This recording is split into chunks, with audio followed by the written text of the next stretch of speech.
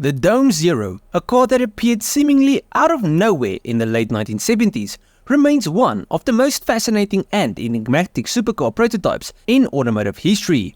Conceived by a small, ambitious Japanese company, Dome Co. Ltd., the Zero showcased cutting-edge design and engineering despite having no prior experience building cars from scratch. You see, in the wake of World War II, Japan was faced with a massive task of rebuilding its economy and infrastructure.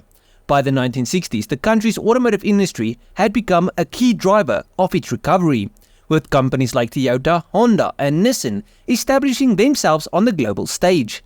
These firms produced affordable, well-engineered vehicles that became competitive alternatives to European and American cars in key international markets. Yet, while Japanese automakers were quickly developing their reputations, none dared to enter the ultra-exclusive world of supercars, a niche dominated by Italian manufacturers like Ferrari and Lamborghini. That is, until Minoru Hayashi entered the picture, a lifelong car enthusiast with dreams of competing in the prestigious 24-hour of Le Mans. Hayashi set his sights on creating a Japanese supercar, his ultimate goal to build a race car capable of competing with the best at Le Mans. He started small, rebuilding a Honda A600 Coupe into a race car in 1965 and gradually built up his business by founding Hayashi Racing. The company made aftermarket performance parts such as wheels and steering components, which provided Hayashi with the resources to pursue his dream. By 1975, he took the next step and established Dome. Cool side note, the name Dome was derived from Domu, meaning child's dream in Japanese. Anyways, this company was dedicated to building Japan's first production supercar. The Dome Zero was to be a revolutionary car that could showcase Japanese design and engineering while serving as a platform for funding the company's real goal, developing a Le Mans-worthy race car. Development of the Dome Zero began in 1975. Hayashi assembled a small but highly skilled team of designers and engineers, many of whom shared his passion for cars.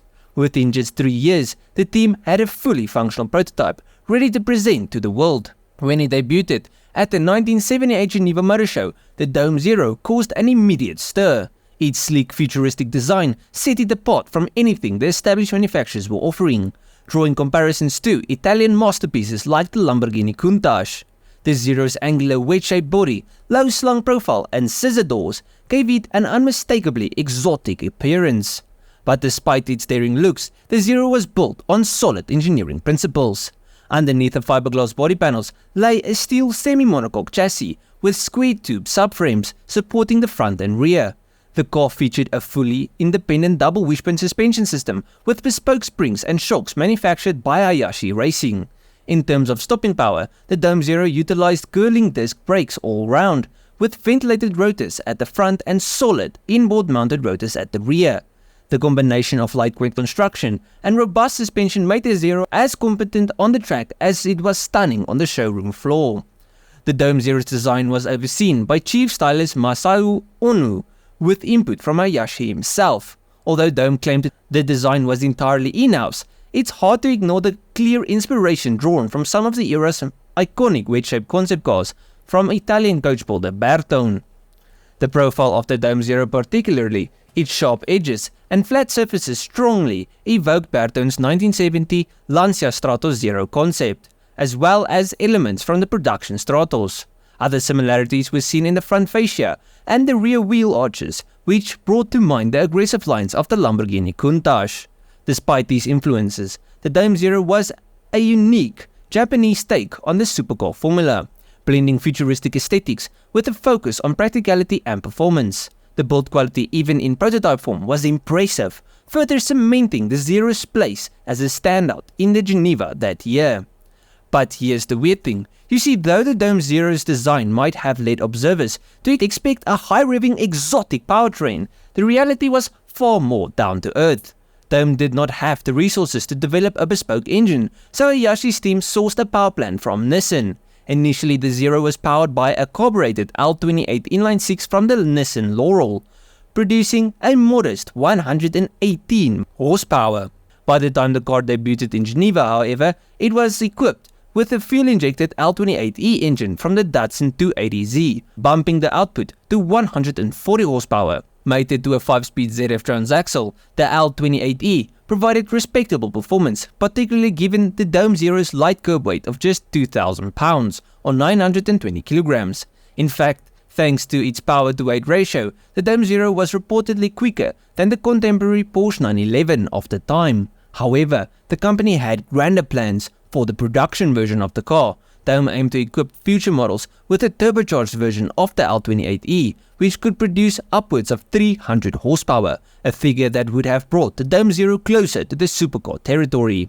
But despite the fanfare surrounding its debut, the Dome Zero's path to production was far from smooth. The major roadblock came from Japanese authorities, who refused to homologate the car for road use. The reasons behind the denial are somewhat unclear, but it's widely believed that the Zero failed to meet Japan's stringent safety standards. Undeterred by this setback, Hayashi and his team pressed on, creating a second prototype, the Dome Zero P2, in 1979. This version was designed with the European and North American markets in mind, where Dome believed homologation requirements might be more lenient. The plan was to sell the Dome in these major regions first and then re-import the car back to Japan through grey market channels, bypassing domestic regulations. The P2 prototype was shown at major auto shows in Chicago and Los Angeles, generating excitement among potential buyers and the media. However, disaster struck once again when the car failed to meet homologation standards in both Europe and the United States. Without road legal certification, the Dome Zero was effectively dead as a production vehicle. But Hayashi still did not give up on his dreams. You see, Dome shifted its focus to motorsports, developing a series of race cars dubbed the Zero RL. These cars competed at the 24 Hours of Le Mans from 1979 to 1981, marking a significant achievement for the small Japanese company.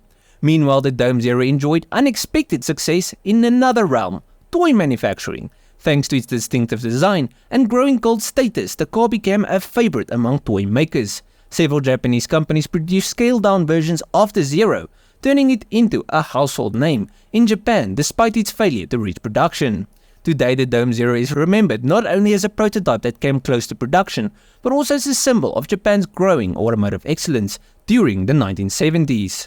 It may not have achieved the commercial success its creators envisioned, but it carved out a lasting legacy as one of Japan's most fascinating and influential automotive projects. But at the end of the video, please let me know what you guys thought of the video and what do you guys think of this car. Have you heard of its story? Did you learn something new? And if you guys enjoyed this video, please have a like and subscribe to the channel. And if you guys did like it, you'll most probably like most of my other stuff. So just go through my channel, see if there's something else like. I'll check you guys in the next one. Cheers, eh?